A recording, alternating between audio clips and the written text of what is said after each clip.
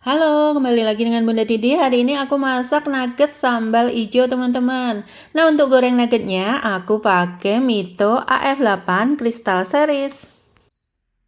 Dengan Mito AF8 Crystal Series ini, goreng nugget jadi mudah dan praktis, tanpa minyak sama sekali. Semua fungsi dari Mito AF8 ini udah digital semua, teman-teman. Suhu juga bisa diatur manual. Terus wadahnya ini transparan, jadi kita bisa lihat nuggetnya udah matang atau belum. Nah, praktis banget kan teman-teman? Jadi kita nggak perlu goreng-goreng nugget deh. Sekarang kita siapkan sambal hijaunya dulu ya. Setelah semua bahan kita rebus sampai matang, lalu tambahkan bumbu ya untuk sambalnya. Setelah itu bahan sambal kita ulek kasar aja biar masih terasa tekstur cabai hijau dan bawang merahnya ya teman-teman, jadi lebih sedap. Lalu kita tumis sebentar aja hingga harum.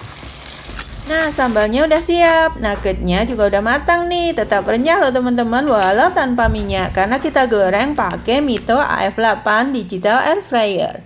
Nah, tinggal sajikan dengan sambalnya deh.